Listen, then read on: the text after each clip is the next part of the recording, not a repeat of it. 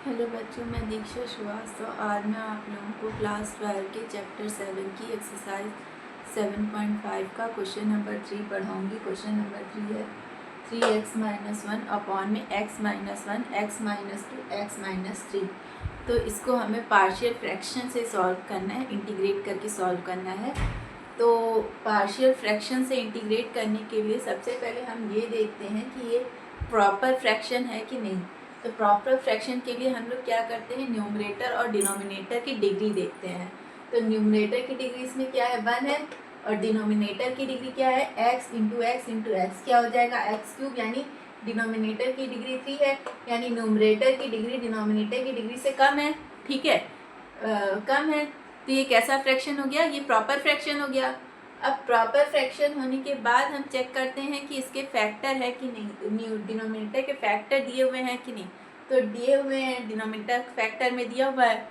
तो अब हम इसमें सीधे पार्शियल फ्रैक्शन लगाएंगे।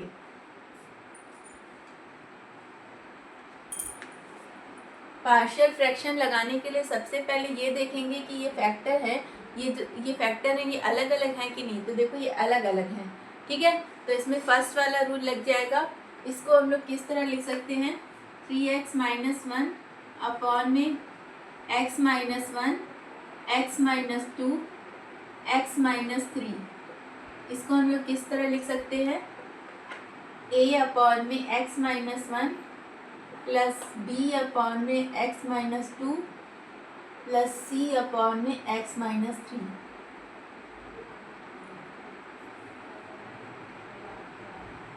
ठीक है, अब क्या करेंगे, अब इसका एलसीएम लेंगे। तो एलसीएम लेंगे तो यहाँ पे आ जाएगा a, यहाँ पे x-1 तो है, x-2 x-3 प्लस b के पास क्या है, x-2 है, तो x-1 x-3, और c के पास x-3 है, तो x-1 x-2। ठीक है, और इधर क्या है, अपॉन में क्या आ जाएगा, x-1 x-2 x-3, और इधर ये वाला इसी तरह उतार लेंगे, 3x-1 अपॉन में x-1 x-2 x-3। अब ये डिनोमिनेटर तो इस डिनोमिनेटर से कैंसिल हो जाएगा। ठीक है, ये डिनोमिनेटर इस डिनोमिनेटर से कैंसिल हो जाएगा। ठीक है, और अब इसमें हम पुट, या तो आप इसका, अब इसको कैसे सॉल्व कर सकते हैं, या तो आप ए बी सी की, मतलब x के कोफिशिएंट और ए कांस्टेंट को कंपेयर करके हम लोग या तो ए बी सी की वैल्यू फाइंड करें, या एक शॉर्टकट है, यहाँ पे सबसे पहले x-1 पुट करो। ठीक है, अरे x=1 पुट करो, तो पुट x=1। ठीक है, जब x=1 पुट करोगे तो यहाँ पे 3 × 1 -1 2 हो जाएगा। ठीक है, और इधर a × 1 - 2 -1, और 1 - 3 -2 हो जाएगा। इधर 1 - 1 ये 0 हो जाएगा, इधर भी 1 - 1 ये भी 0 हो जाएगा।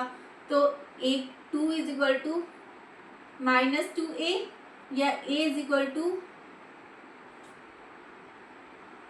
2/-2 क्या हो जाएगा, -1 आ जाएगा। ठीक है, इसी तरह पुट x=2 करो, पुट x=2। तो जब x=2 पुट करेंगे तो 3 × 2 6 6 - 1 5 हो जाएगा यहाँ पे, और यहाँ पे 2 - 2 0 हो जाएगा। b का आएगा 2 - 1 1, और 2 - 3 -1। ठीक है, और c भी 2 - 2 0 हो जाएगा, तो b की वैल्यू आ जाएगी -5। ठीक है, इसी तरह पुट x=3।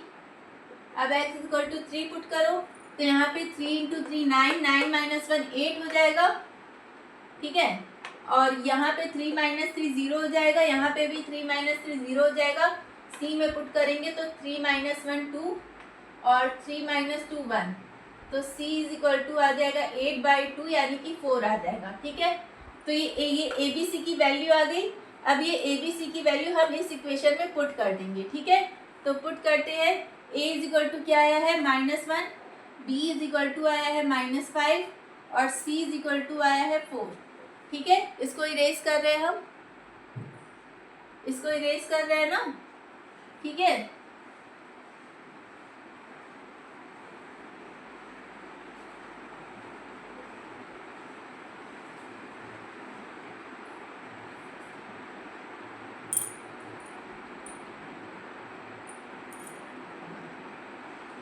तो यहाँ पे रखते हैं 3x माइनस 1 अपॉन में x minus 1, x minus 2, x minus 3।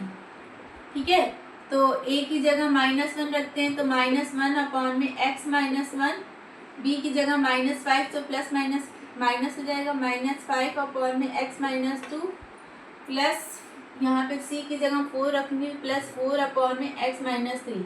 अब इसको इंटीग्रेट कर दो x के रिस्पेक्ट में, इंटीग्रेट ही ना करना है हमें इन सबको, तो इन सबको इंटीग्रेट कर दो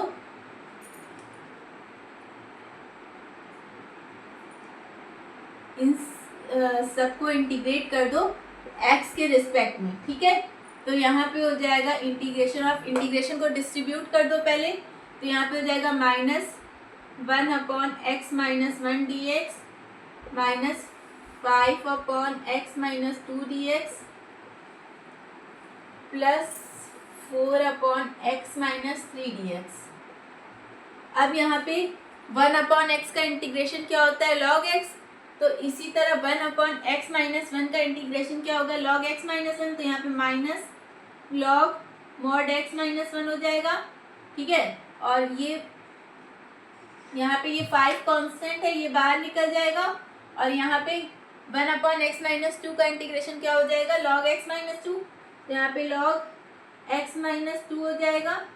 ठीक है, फिर प्लस 4 कांस्टेंट है, 4 बाहर निकल जाएगा, और 1 अपॉन x माइनस 3 का इंटीग्रेशन क्या हो जाएगा, यहाँ पे मॉड है। ठीक है, log x minus 3, mod x minus 3 हो जाएगा, प्लस कांस्टेंट। ठीक है, ये हमारा इसका इंटीग्रेशन की वैल्यू हो जाएगी। चाहो तो इसको आप पावर में भी लिख सकते हो, ऐसे लिख सकते हो, log x माइनस, यहाँ पे -1 है ना, तो ये -1 ऊपर जाएगा पावर में, n log n बराबर क्या होता है, log m to the power n।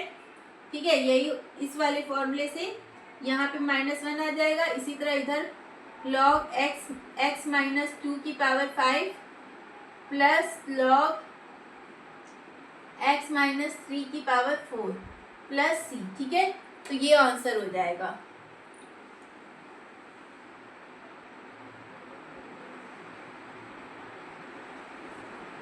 ठीक है, तो अगर आप लोगों को मेरा वीडियो पसंद आता है तो प्लीज़ लाइक, शेयर और सब्सक्राइब करें। अगर आप लोग मेरे चैनल पर नए हैं तो ज़रूर से ज़रूर सब्सक्राइब करें और कमेंट करें। ठीक है, और आप लोग कमेंट में बता सकते हैं कि आप लोगों को क्या क्या पूछना है, या कोई सवाल आप लोगों को पूछना हो तो वो पूछ सकते हैं कमेंट में। Thank you.